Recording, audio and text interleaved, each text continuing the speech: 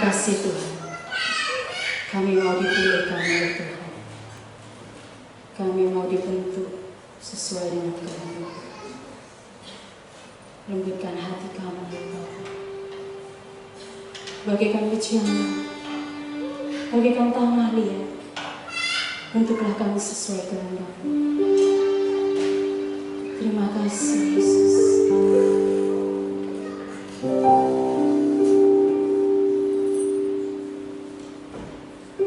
Betapa Engkau mengasihi kami. Kami gak mampu tanpa-Mu Tuhan. Kami bukan siapa-siapa tanpa-Mu. Kami butuh anugerah-Mu. Bukan kami layak. Terima kasih Yesus. Haleluya.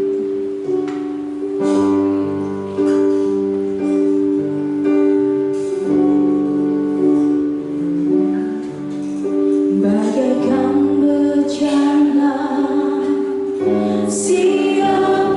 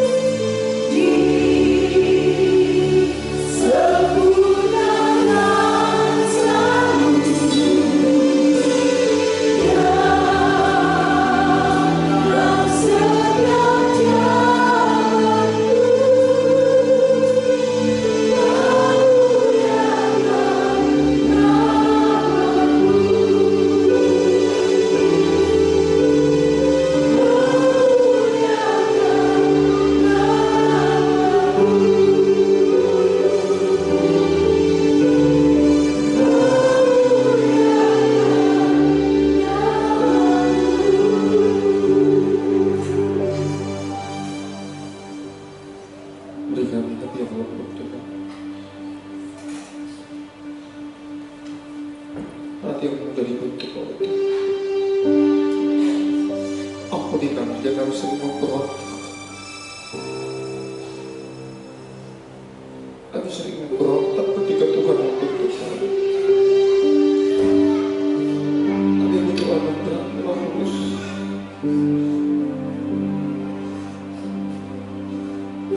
Satu-satunya tujuan hidup kami adalah menjadi keserupaan dengan Kristus. Biar ini yang menjadi tujuan utama kami, Tuhan.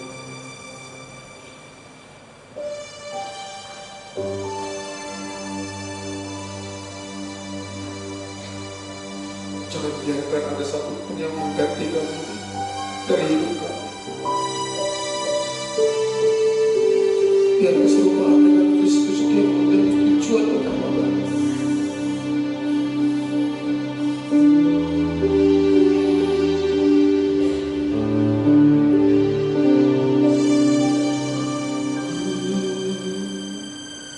Mau seperti-Mu, Yesus.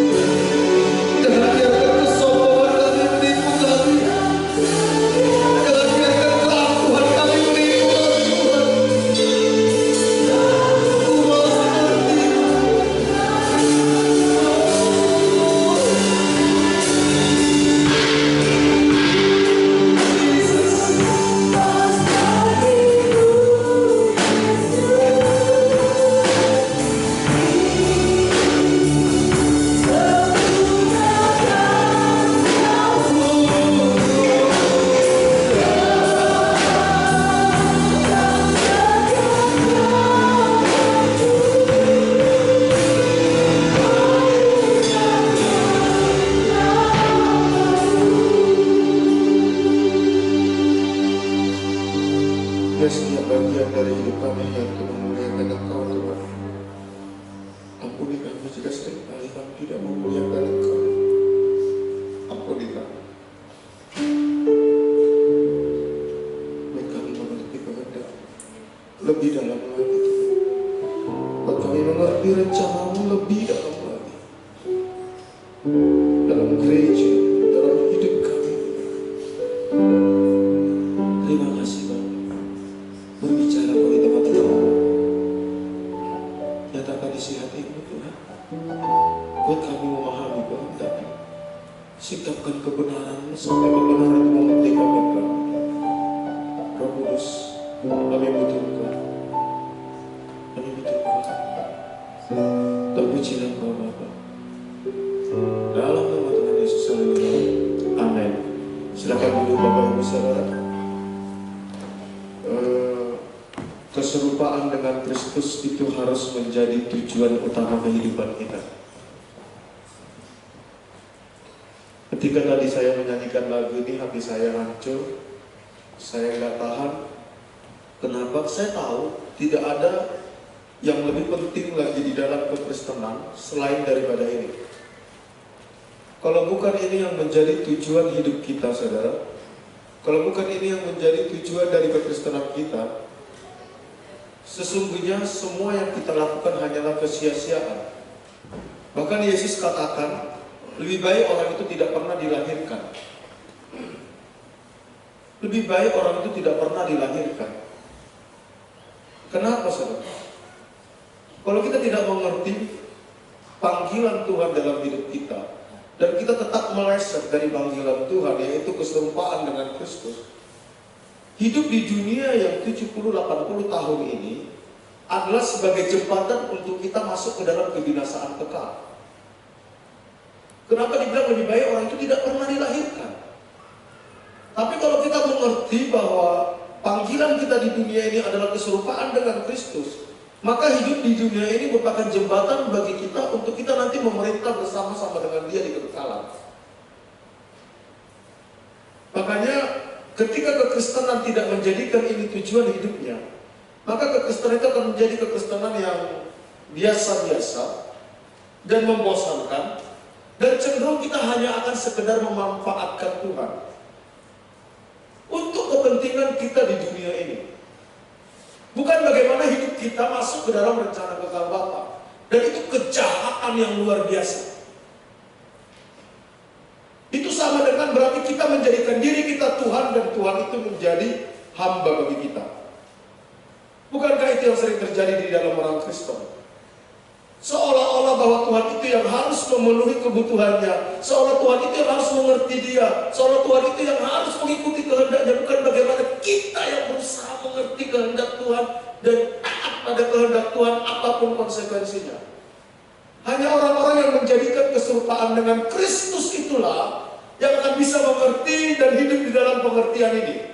Makanya Yesus katakan, makananku adalah melakukan kehendak Bapa. Makananku adalah melakukan kehendak Bapa. Seharusnya inilah yang menjadi pola pikir kita. Makanan kita adalah melakukan kehendak Bapa. Makanya begitu tadi saya menyanyikan lagu ini, hati saya tidak tahan, hati saya bergetar dan saya bilang sama Tuhan, Tuhan, gak mudah masuk ke dalam pemahaman ini. Gak mudah masuk ke dalam pola pikir ini. Butuh anugerah, butuh anugerah. Tapi saya tidak akan bahas itu pada pagi hari ini. Pagi hari ini saya mau berbicara hal yang sangat mungkin saya butuh saudara konsentrasi tingkat tinggi. Karena saya akan gabungkan antara pengetahuan teologis dengan pengetahuan alam. Bapak Ibu, kita bersyukur gereja kita ini sebenarnya Tuhan panggil. Saya kemarin ngomong sama Pak Mary gini. Kalau kita merenung kembali sejarah perjalanan gereja kita ini, gereja ini sejak di dalam kandungan atau belum lahir jadi sebuah gereja, gereja ini sudah fokusnya memberkati kota.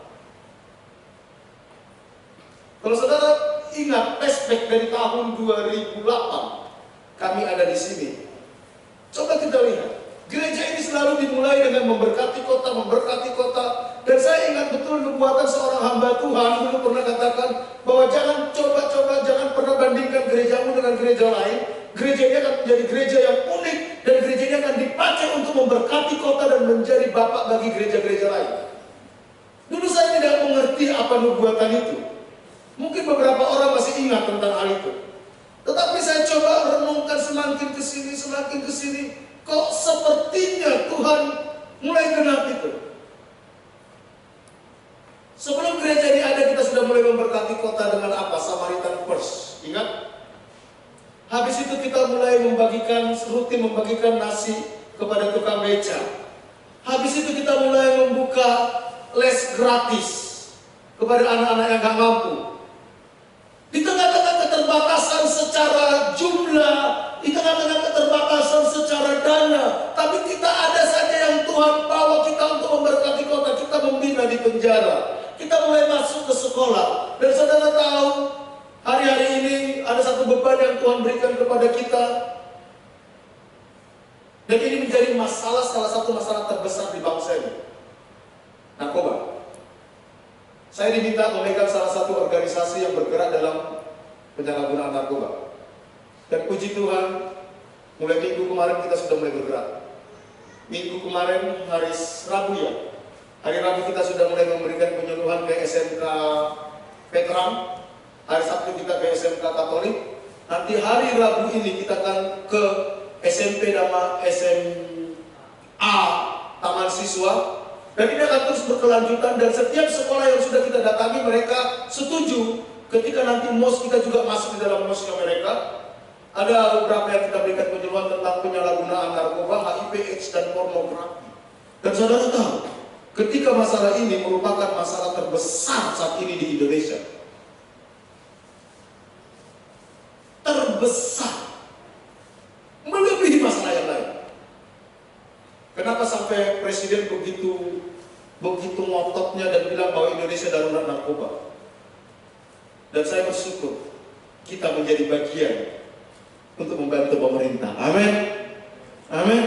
Karena itu saya minta jemaat, ayo stop kekanak-kanakan saudara. Kita mulai fokus. Saya tidak mau nanti ke depan saya hanya sibuk ngurusin hal-hal yang masalah kecil di jemaah. Ada masalah tanggung jawab yang Tuhan berikan sangat besar buat kita di kota ini saudara. Jangan masalah-masalah kecil kita berputar-putar. Saya punya mimpi suatu saat gereja kita akan membangun yang disebut dengan rehabilitasi narkoba. Amin. Kita sudah punya tanah. Saya lagi berdoa buat dananya saudara. Saya punya dana, saya akan bangun itu. Bukan cuma rehabilitasi narkoba, tapi kita akan menampung orang-orang yang gak bisa sekolah. Kita akan tampung di sana, kita didik, kita sekolahkan, kita persiapkan menjadi masa depan bangsa. Itu sebenarnya mimpi saya saudara. Itu kerinduan saya. Saya rindu jemaat tangkap ini. Jangan hanya sibuk kita urusan makan minum pakai. Yang kita harus fokus kepada kebekalan. Amin. Saudara setuju? Amin. Mari Bapak Ibu, pada pagi hari ini saya mau berbicara sebuah tema. Saya bingung cari judulnya apa. Saya coba pikir judulnya apa ya. Muncullah judul ini saudara. Tahu diri. Saudara tahu diri. Sederhana. Tapi tahu diri ini mempunyai dampak yang luar biasa di dalam berhubungan. Saudara, hubungan kita dengan Tuhan rusak gara-gara seringkali kita nggak tahu diri. Benar? Hubungan kita rusak dengan orang lain itu seringkali gara-gara kita nggak tahu diri. Tahu diri ini sederhana, tetapi dampaknya itu bisa mempengaruhi seluruh totalitas hidup kita, bahkan sampai masa depan kita.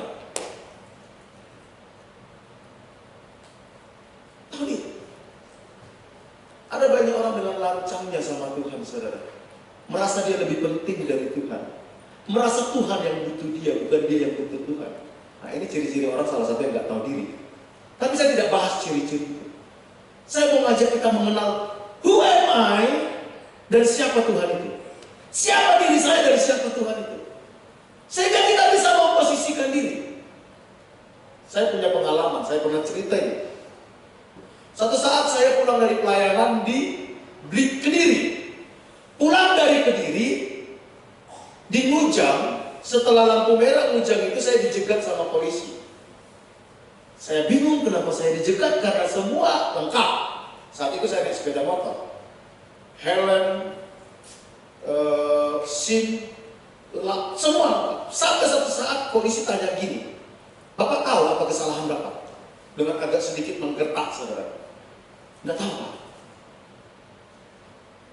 Lampu Anda mati katanya. Waduh. Ternyata saya nggak tahu anak saya atau siapa. Biasanya lampu motor saya itu tidak saya matikan. Ternyata saat itu mati. Akhirnya saya bilang apa? Maaf Pak. Saya nggak tahu Pak. Ya, tapi tetap Anda salah katanya. Oh iya saya salah saya bilang. Terus ditanya, Anda tinggal di mana? Dia kata saya tinggal di Belandaan. Kamu bukan orang Tulungagung ya? Benar, saya dulu berasal dari Medan, tapi saya sudah menetap di sini, saya bilang. Oh gitu ya? Kamu tinggal di mana? Belandaan. Pekerjaanmu apa? Dia. Wah, ini mulai agak panas saudara saya. Maaf Pak, saya ini pendeta. Saya baru dari Kediri tadi ada pelayan. Oh maaf Pak Pendeta, maaf. Silakan jalan Pak Pendeta. Maaf ya Pak Pendeta katanya. Begitu dia tahu saya pendeta, responnya berubah. Benar? Saudara, kadang orang nggak tahu siapa Tuhan itu. Banyak orang menganggap Tuhan itu terlalu rendah sehingga sesuka hatinya sama Tuhan. Karena nggak tahu diri. Saudara, kalau kita mau jujur, sering kita seperti itu sama Tuhan. Saya mau ngajak kita baca Mazmur 8 ayat 1 sampai 8. Mazmur 8 ayat 1 sampai 8.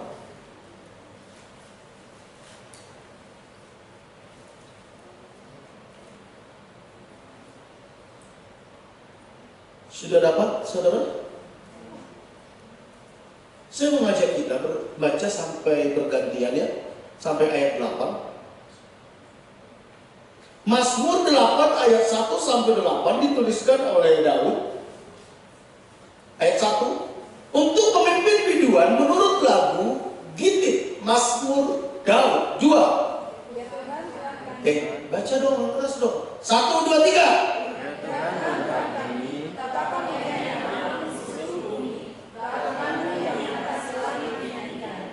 Dari mulut bayi-bayi dan anak-anak yang menyusu telah kau letakkan dasar kekuatan karena lawanmu, untuk membungkam musuh dan pendendam. 3.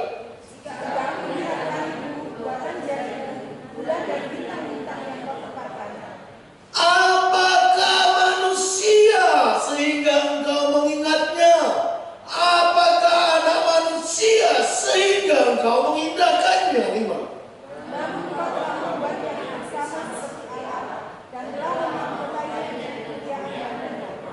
Engkau membuat dia berkuasa atas buatan tanganmu, segala-galanya telah kau letakkan di bawah kakinya. 7.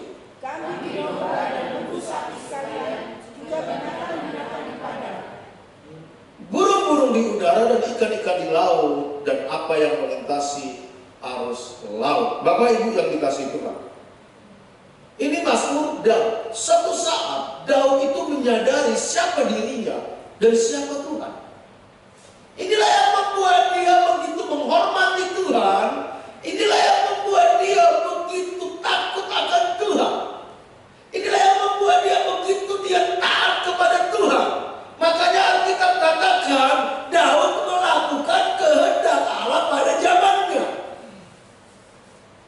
Dia sadar siapa dirinya dan siapa Tuhan. Dia katakan di dalam ayat 4, apakah manusia sehingga engkau mengingatnya? Apakah anak manusia sehingga engkau mengindahkannya? Dia bandingkan apa? Coba lihat di ayat 3. Satu orang baca dengan keras. Ayat 3 aja. Dari mulut bayi-bayi dan anak-anak yang kusur telah kau letakkan dasar kekuatan karena lawanmu, untuk membungkamkan musuh dan pendendam. Selanjutnya ayat, jika aku melihat langitmu, buatan jarimu, bulan dan bintang-bintang yang kau tempatkan. satu saat Daud, saya nggak tahu dalam penglihatan atau dalam apa, atau hanya lihat yang kelihatan, dia lihat bagaimana bulan, bintang, dia lihat ciptaan Tuhan. Dia mulai menyadari siapa saya, siapa manusia, kenapa kau sampai begitu pedulinya, sehingga kau sampai begitu mengasihinya, sehingga kau begitu peduli terhadap umat manusia. Kadang seringkali kita membandingkan diri kita dengan orang lain. Kita membandingkan diri kita dengan keadaan kita, sehingga itu membuat kita sulit melihat siapa Allah yang Maha Besar. Seharusnya ketika kita berhubungan dengan Tuhan, kita hanya membandingkan kepada ciptaan Tuhan dan karyanya yang besar. Baru kita bisa mengenal siapa pribadi Tuhan itu, betapa dahsyatnya Dia, betapa mulianya Dia, betapa agungnya Dia. Manusia itu biasanya terlalu picik, saudara. Dia hanya membandingkan Tuhan dengan dirinya.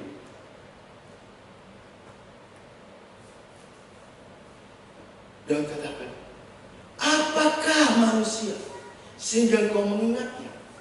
Apakah anak manusia sehingga engkau mengindahkannya? Kami ini nothing, dia bilang. Kami ini sebenarnya gak ada apa-apanya. Kami ini bukan siapa-siapa. Sebenarnya kami ini bukan berharga sampai engkau mau datang dan kau bakti bagi kami. Tentu Daud sudah melihat bagaimana suatu saat Yesus harus datang dan mati hanya untuk menebus manusia. Dia sudah lihat itu dalam penglihatan, sehingga dia menyadari kenapa sampai sebegitunya Tuhan kepada manusia dibandingkan segala ciptaannya. Perlu kita merenung seperti Daud, saudara.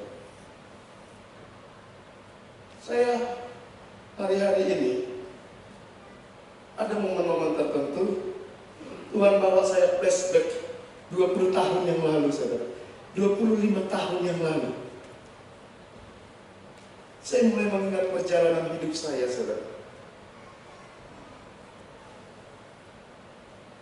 Saya lihat Tuhan mulai membentuk, Tuhan memproses, step by step Dia kerjakan di luar sepengetahuan saya, tanpa saya sadari. Dia bawa saya mengalami satu hal, Dia bawa saya ketemu dengan seseorang, dibawa saya untuk tanggung jawab sesuatu. Ternyata saya lihat semakin hari Tuhan semakin menyatakan kemuliaan, Tuhan semakin tunjukkan kemuliaan, sampai saya bilang, Tuhan, who am I? Siapa saya ini? Sampai sebegitu Tuhan percaya sama saya.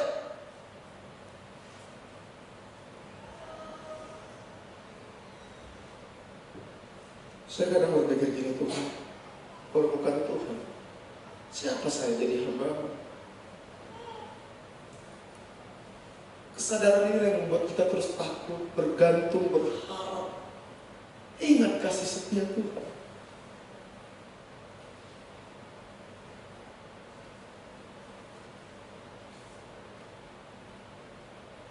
Bapak Ibu, mengetahui dan menyadari keberadaan Allah akan membuat kita menghormati Tuhan. Saya khawatir kita nggak sadar. Kita nggak tahu siapa sebenarnya Tuhan. Sama seperti Pak Polisi tadi. Karena dia tidak tahu saya pendeta, dia sesuka hatinya membentak-bentak saya. Begitu dia tahu saya pendeta, responnya berubah. Jangan sampai satu saat ketika kita ketemu dengan Yesus yang sesungguhnya, bukan Yesus yang dalam imajinasi kita, bukan Yesus yang dibicarakan, Yesus yang lain, tetapi Yesus pencipta langit dan bumi dan segala isinya. Ketika Tuhan panggil kita, kita ketemu dengan Dia, kita kaget ternyata Yesus yang sesungguhnya tidak sama dengan Yesus yang saya pikirkan. Seandainya saya tahu bahwa Yesus seperti ini, saya akan lebih menghormati Dia, saya akan lebih taat pada Dia, saya akan lebih setia kepada Dia, saya akan lebih gentar kepada Dia. Jangan-jangan Yesus yang kita percaya selama ini bukan Yesus pencipta langit dan bumi dan segala isinya, sehingga sesuka hati kita sama Dia. Jangan-jangan Yesus yang kita sembah hanya Yesus dalam imajinasi yang kita ciptakan sendiri, bukan Yesus yang Alkitab katakan. Tapi saya rindu menyampaikan Yesus yang pencipta langit dan bumi yang Alkitab ceritakan. Itu yang saya mau sampaikan kepada jemaat ini. Amin. Saya sedih kadang kalau lihat orang sesuka hatinya sama Tuhan. Suatu saat engkau akan tahu siapa Yesus itu. Alkitab katakan dia api yang menghanguskan. Dia memang mengasihi, tapi dia api yang menghanguskan. Tidak kenal Tuhan menyeret manusia ke dalam kebinasaan, saudara. Ketika kau tidak kenal Tuhan, engkau sedang terseret kepada kebinasaan. Hosea katakan begitu. Kita baca sama-sama. 1, 2, 3.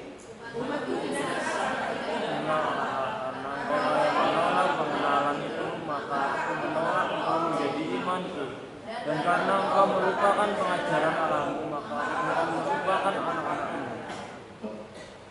Kita Hosea lihat, Hosea bisa mengerti kehendak Tuhan.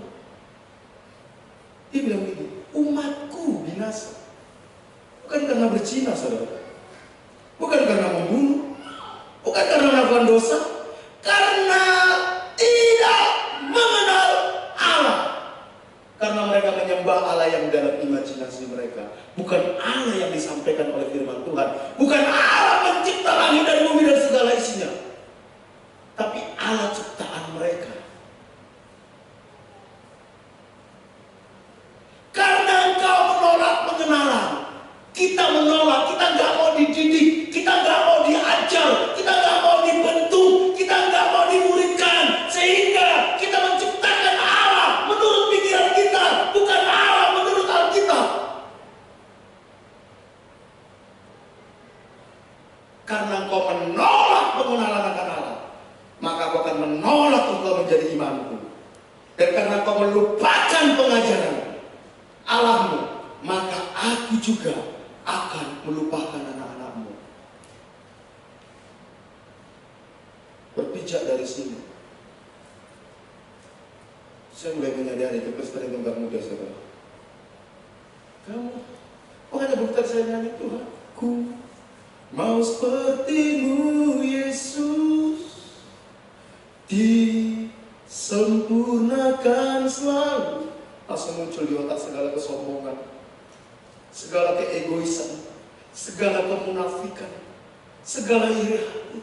Saya bilang, Tuhan, bagaimana serupa dengan Yesus? Ini masih nempel di otak, masih nempel dalam diri kita, kedagingan masih kuat. Kata Tuhan, kami butuh anugerah.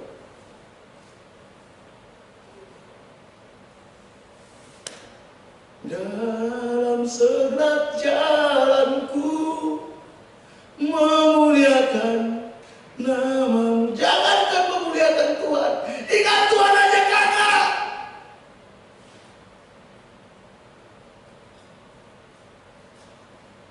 Marah-marah memuliakan Tuhan, ingat aja enggak.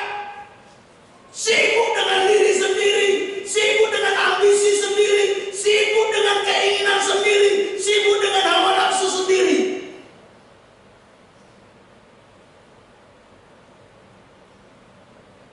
Bagi saya sangat berat menyampaikan ini. Saya kemarin ngomong sama Kak Mary, apa yang saya sampaikan hari ini gak mudah, saya bilang. Gak mudah. Apa yang saya harus sampaikan kepada jemaat ini?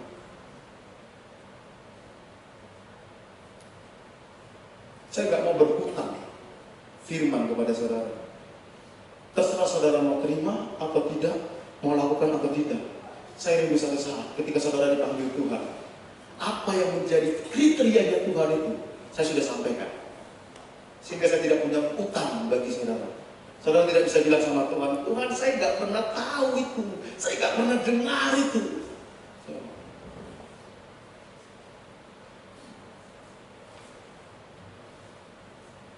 Mungkin khotbah kayak gini sudah jarang. Saya kaget kemarin ada seorang dari Jakarta telepon saya. Dulu dia preman, saudara. Ternyata dia dengar khotbah saya waktu di YouTube, saudara. Dia bilang, saya ingin berubah, saya ingin lebih baik, saya rindu khotbah-khotbah seperti itu. Dia bilang, saya kaget, saudara. Loh, saudara, itu yang membuat saya, kenapa saya unggah khotbah-khotbah saya di YouTube. Selain ada jemaat kita yang di luar negeri, ya, saya rindu juga Santoso bisa dengar pengajaran kita di sini yang ada di Korea. Saya rindu juga Om Saleh yang keliling dunia, dia bisa tahu apa yang kita ajarkan di sini. Kenapa saya unggah di YouTube? Saudara, bagikan itu, saudara. Saya banyak dapat telepon, saudara. Ada yang dari Papua, mereka senang sekali gitu. Ya. Karena khotbah-khotbah kayak gini udah jarang. Kebenaran yang murni. Sekarang itu orientasinya kemana, saudara? Kedagingan, hidup diberkati, hidup nyaman. No, dunia ini bukan tempat kita, saudara. Tempat kita itu di kekekalan di sini cuma 70 tahun. Jangan kau korbankan kekekalan hanya perkara-perkara di dunia. Menyesal nanti ketika kau berhadapan dengan Yesus yang sesungguhnya.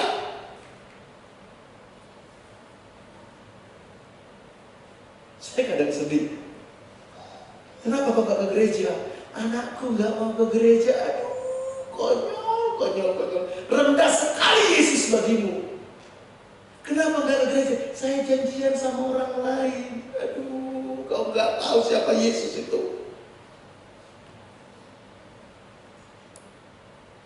Dia api yang menghanguskan, Alkitab katakan.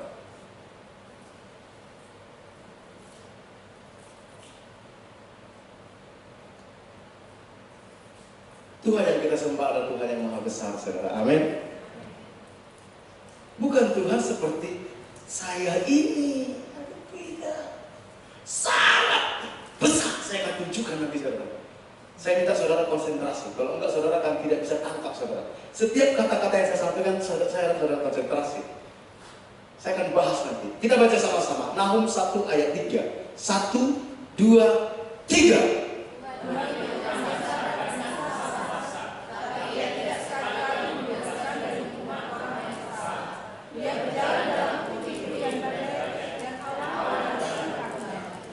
Tuhan itu panjang sabar, bukan kekal sabar.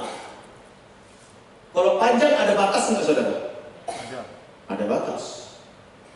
Panjang, lebar, tinggi, itu ada batas. Tuhan itu panjang sabar dan besar kuasanya. Tetapi ingat, jangan mentang-mentang dia sabar. Dia bilang, tetapi tidak sekali-kali membebaskan dari hukuman orang yang bersalah. Memang Tuhan ampuni, Tuhan mengasihi, tapi setiap kesalahan ada konsekuensi. Ia berjalan dalam puting beliung dan badai. Saudara, hari-hari saudara tahu ya, bagaimana Tuhan menghabiskan satu kota cuma sekejap. Kalau kita ingat tsunami, saudara, siapa yang buat itu? Ada hamba Tuhan bilang itu iblis. Oh tidak, hitungan menit habis semua. Engkau mau bangun apa dalam hidupmu? Harta, jabatan, Tuhan cuma butuh waktu 1 detik untuk merontokkan semuanya itu. 1 detik, cuma sekedip mata, habis semua. Jadi jangan pertahankan itu.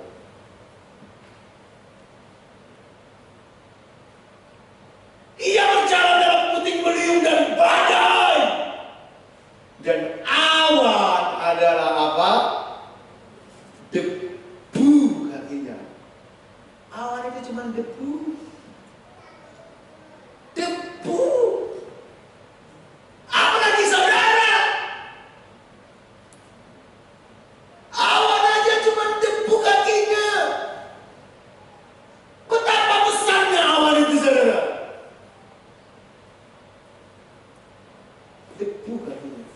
Sebesar apalah kita? Saya mulai masuk, saudara, ke poin yang sangat penting. Kita baca sama-sama. 1, 2, 3. Langit yang membatasi segala dia dapat memuat engkau lebih lagi rumah kedudukan ini. Salomo sadar betul ketika dia membangun bait suci, saudara. Tiba-tiba dia dapat sebuah kebenaran. Benarkah Allah hendak diam di bumi? Sesungguhnya langit. Ingat ada berapa tingkatan langit? Oh, itu kan agama lain.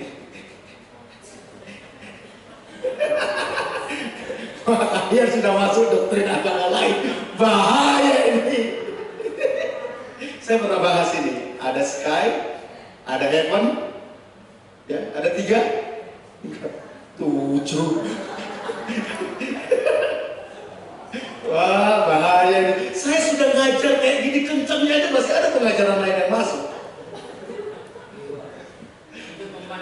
Untuk pembandingnya. Langit mengatasi langit pun tidak dapat memuat engkau. Terlebih rumah yang kudirikan. Wah, sangat besar.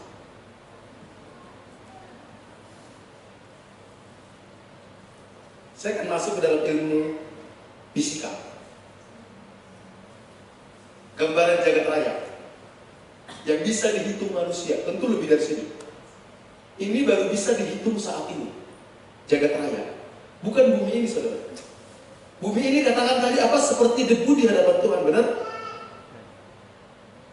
Yang disebut langit mengatasi segala langit, jagat raya pun masih lebih. Itu gak muat menampung Tuhan. Jadi jangan kurang ajar sama Tuhan, saudara. Saya harap saudara konsentrasi di sini. Kalau ada kopi, minum kopi, tapi nggak ada kopi.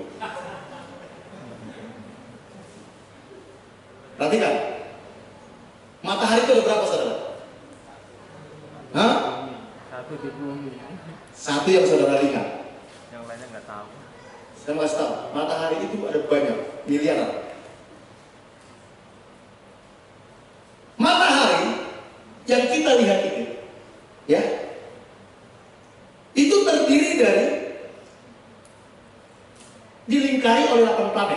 besar. Tentu masih ada planet yang lain. Ingat ya? Matahari yang kita lihat ini dikelilingi oleh berapa? 8 planet. Salah satunya bumi. Ada Merkurius, Uranus, Mars, Jupiter, Saturnus, Neptunus, dan Pluto. Yang sekolah masih tahu ini. Ya, jangan pernah SMA mungkin nggak tahu ini. Itu udah hilang.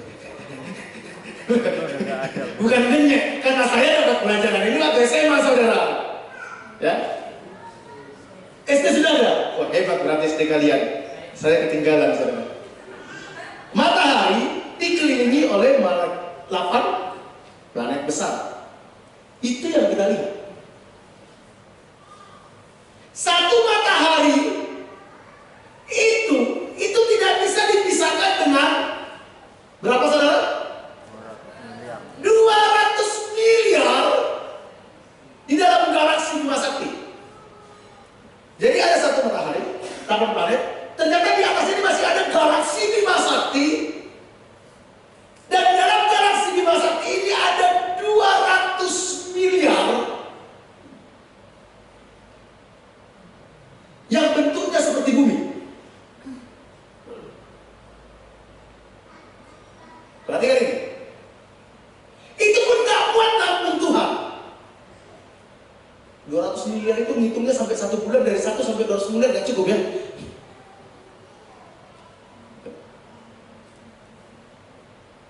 Galaksi Bima Sakti yang terisi dari 200 miliar matahari ini, di atasnya itu masih ada 400 miliar galaksi. Jadi ada 400 miliar yang besarnya sebesar 200 miliar galaksi. Aduh, tambah mumet ya? Tambah mumet ya? Enggak apa-apa. Nanti saya akan kasih tahu. Saudara tidak akan mumet nanti. Ya, yang tidak kelihatan pindah supaya kelihatan. Ayo, supaya saudara tahu. Oke? Itu yang disebut dengan jagat raya. Jadi jagat raya ini yang ditulis oleh Daud tadi terdiri dari miliaran galaksi, dan setiap galaksi terdiri dari miliaran planet. Itu pun gak cukup nampung Tuhan. Gak cukup. Gak cukup. Jadi ruang jagat raya ini, saya masuk lebih dalam lagi, saudara. Diprediksi manusia itu sekitar 17 miliar tahun kecepatan cahaya. Betapa bingung lagi, apalagi kecepatan cahaya.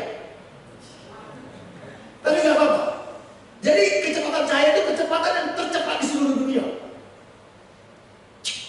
Jadi seluruh jagat raya ini baru bisa dikelilingi 17 miliar tahun kecepatan cahaya. Dan Tuhan lebih besar dari semua itu.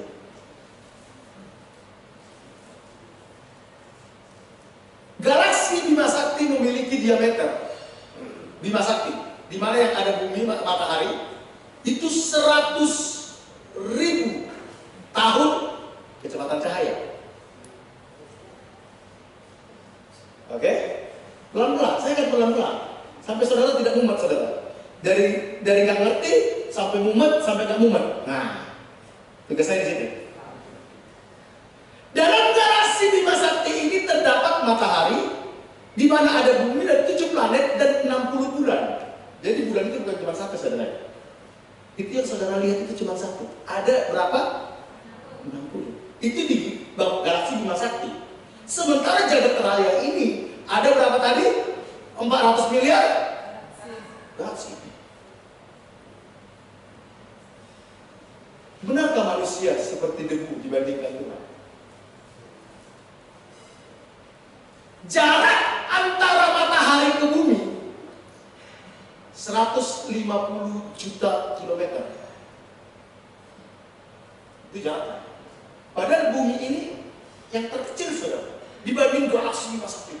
Dibandingkan jagat raya 150 juta kilometer. Jadi kalau saudara mau ke matahari,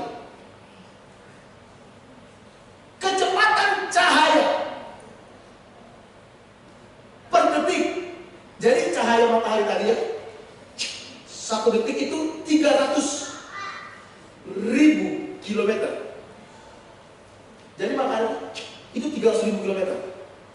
Jadi kalau 17 miliar tahun itu dikalikan 12 setahun, dikalikan 30 hari, dikalikan 24 jam, dikalikan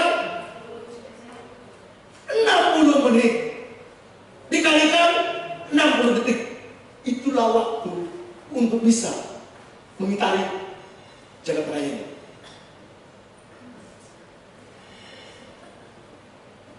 Jadi matahari begitu menyemburkan cahayanya, baru sampai ke bumi 8 menit kemudian. Jadi matahari yang saudara nikmati sekarang itu matahari 8 menit yang lalu keluar dari sana.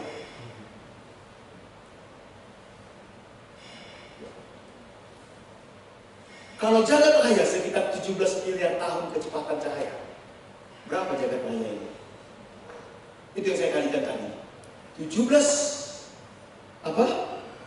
miliar tahun dikalikan, udah saya nggak mau hitung lagi. Tuhan kita lebih besar dari semuanya itu. Saudara, orang Israel ketika melihat Goliat, Raja Saul gemetar, saudara. Saudara kebayang nggak kalau Tuhan itu menampakkan diri kepada saudara?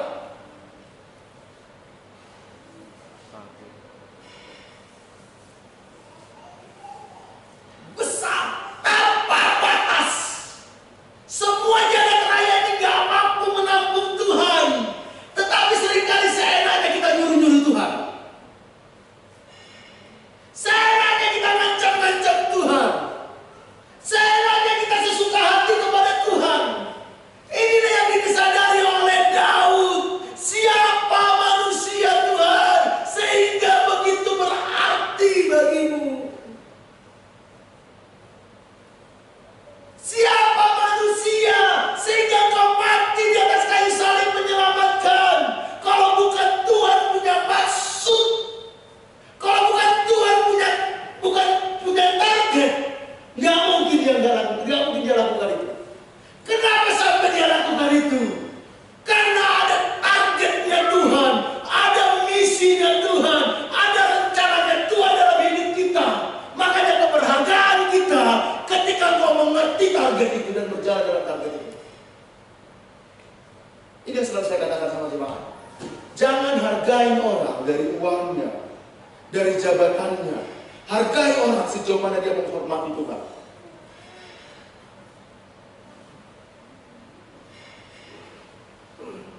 Itu ciri orang yang bertobat, yang mengenal siapa Tuhan.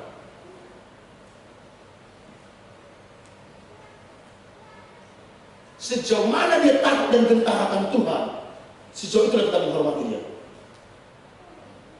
Kalau dia nggak menghormati Tuhan, buat apa?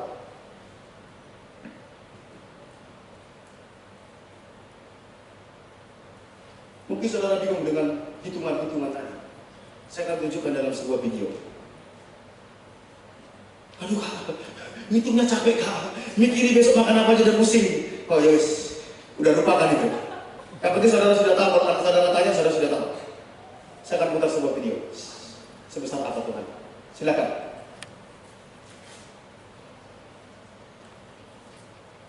Volumenya? Yes.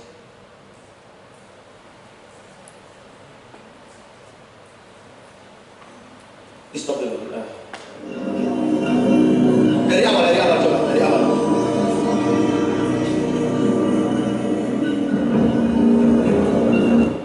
Oke, silakan.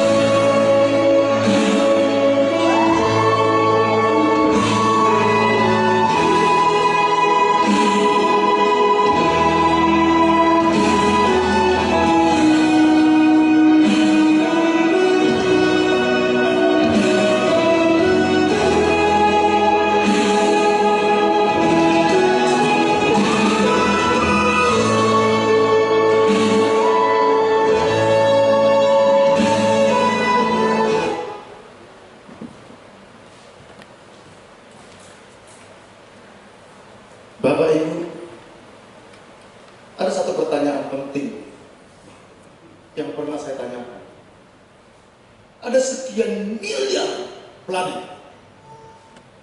Kenapa manusia diciptakan di bumi?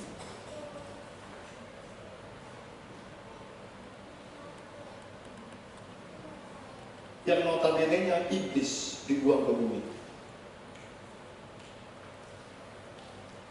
Kalau saudara tidak mengerti ini, kekristenan kita hanya sampai berputar kita memanfaatkan Tuhan. Kenapa Tuhan sampai peduli kepada kita? Ada begitu banyak miliar ciptaannya yang lebih indah. Dia bisa buat manusia di sana lagi. Kenapa harus ke bumi? Kenapa Yesus harus datang ke bumi?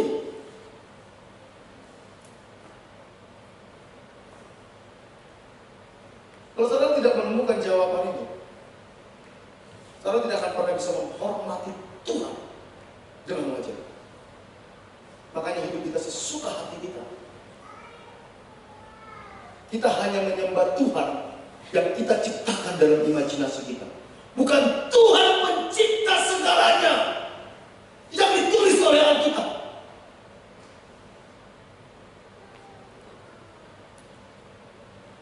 Ketika saya mulai menyadari ini, kegentaran akan Tuhan itu mulai muncul, saudara. Cinta akan Tuhan itu mulai muncul. Kekaguman akan Tuhan mulai muncul. Masalah bukan lagi sesuatu yang besar. Kita tahu Tuhan sangat besar. Terlalu kecil masalahmu. Terlalu kecil kebutuhanmu. Tapi karena kau tidak mengenal Tuhan, fokus kepada makan minum pakai, akhirnya hidup ini seperti itu. Bapak Ibu, Daud sadari betul, Tuhan, siapakah anak manusia? Siapa kami? Saudara tidak akan berani lagi sok-sokan sama Tuhan, mentang-mentang sama Tuhan. Tuhan, bukankah saya sudah ikut Tuhan? Bukankah saya sudah melayani Tuhan? Kenapa nasibku kayak gini? Kurang ajar sama Tuhan. Sepenting apa sih kita di hadapan Tuhan?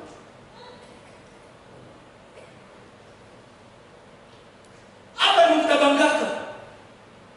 Semua dia punya, semua dia ciptakan.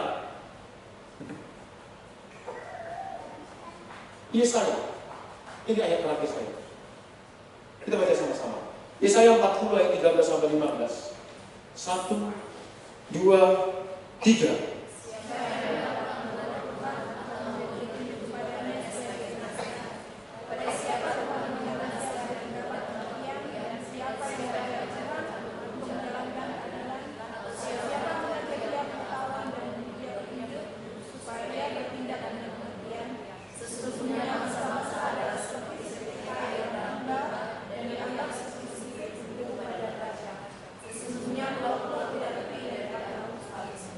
Bapak Ibu, mungkin juga saudara tidak ngerti ayat ini. Kita ini seperti debu. Saya juga dulu nggak ngerti.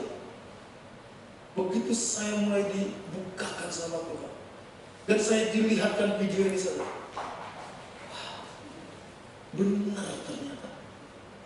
Benar, Tuhan itu begitu besar dan dahsyat. Disinilah Salomo menyadari Tuhan. Bait suci yang saya bangun ini sebenarnya bukanlah tempat tinggal Tuhan. Ini hanya tempat mempersembahkan korban. Gak muat ini menempati Tuhan. Gak muat. Jadi kalau ada orang bangga bisa bangun gereja, saudara, wah, Tuhan hadir di sini.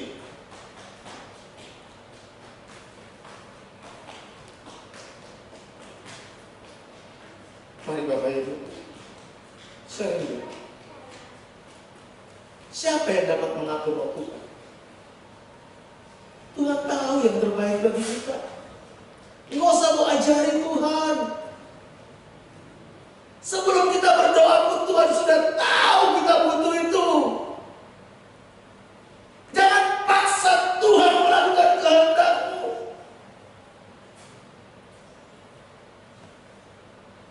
izinkan Tuhan melakukan kehendak-Nya dalam hidup kita. Amin. Amin. Mari Bapak Ibu, saya mau ngajak jemaat ini. Kita sama-sama, saya pun berjuang, saudara. Saya pun berjuang. Saya pun jatuh bangun. Begitu banyak keinginan, begitu banyak kehendak, begitu banyak keegoisan, begitu banyak hal-hal yang penting bagi saya. Padahal sebenarnya itu gak penting bagi Tuhan.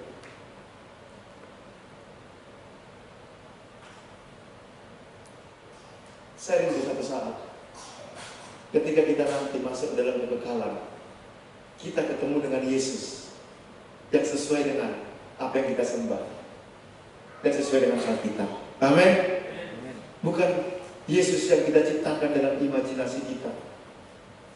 Sampai akhirnya dia katakan, oh sorry, saya tidak kenal engkau. Karena Yesus yang kau sembah bukan saya, tapi Yesus yang kau ciptakan sendiri. Ada Yesus-Yesus lain, kalau kita katakan Yesus yang kita ciptakan. Saya tahu Tuhan mengasihi kita, tapi bukan berarti Tuhan bisa dipermainkan, saudara. Dan ketika dia datang nanti, dia datang sebagai Raja. Dia datang bukan sebagai Bapa.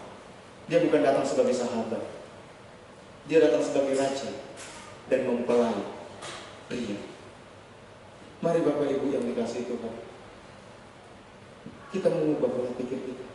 Saya sering kali kecewa, saya sering kali hancur hati kalau saya tahu ada orang lebih mengutamakan sesuatu daripada Tuhan. Saya bilang, Tuhan, ampun, bukakan pikirannya untuk dia memahami betapa Engkau dahsyat, betapa Engkau luar biasa, betapa Engkau mulia dan besar.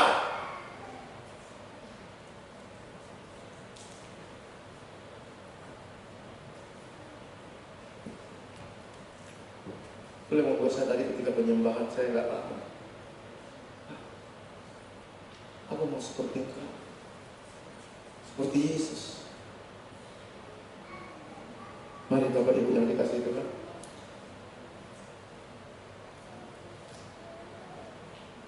tidak perlu engkau ajari Tuhan. Dia tahu. Dia tahu. Alkitab katakan, sebelum engkau meminta pun dia sudah tahu. Dia tahu segala kebutuhan kita. Jadi jangan pakai jalanmu sendiri. Jangan pakai pikiranmu sendiri. Pakai pikiran Kristus. Dengan cara apa? Taat kepada firman, saudara. Segambar dengan Yesus, artinya punya pola pikir, keinginan, perasaan kehendak Kristus. Yesus bilang, makananku adalah melakukan kehendak Bapa. Rindu ini yang menjadi kerinduan kita, dan kita berkata, Tuhan, saya rela kehilangan apapun asal saya melakukan kehendak Bapa. Yesus kehilangan segalanya. Dia kehilangan kemuliaan di surga. Dia tinggalkan kemuliaan. Bahkan dia kehilangan nyawanya, saudara, untuk melakukan kehendak Bapa. Kalau kau masih takut kehilangan hal-hal yang gak penting, kehilangan pacar, kehilangan pekerjaan, kehilangan apa lagi, emang Tuhan gak bisa ganti apa? Jangan takut kehilangan sesuatu karena Tuhan. Dia terlalu besar. Jangan hina dia. Jangan hina dia. Mari kita berdoa.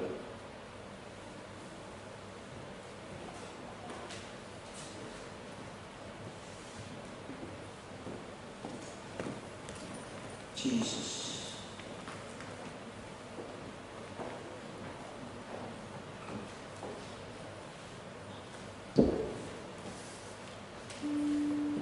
Mari kita merenung sejenak. Saya ajak kita bangkit berdiri.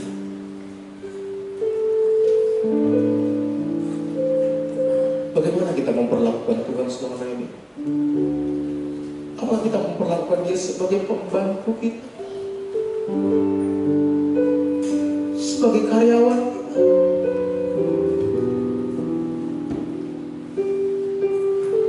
Dia sudah terhina sampai terhina, jangan hina lagi dia.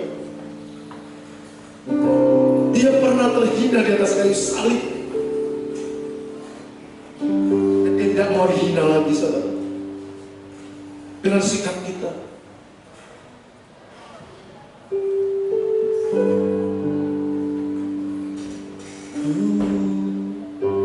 Mau seperti-Mu, Yesus,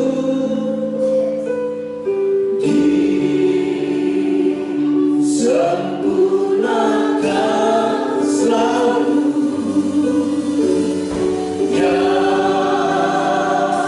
Dalam setiap jalanku,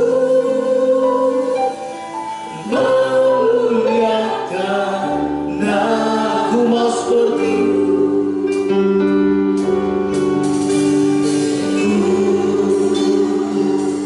Mau seperti-Mu, Yesus,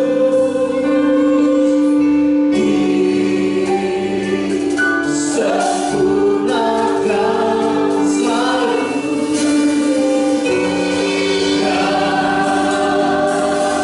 Dalam segenap jalanku, memuliakan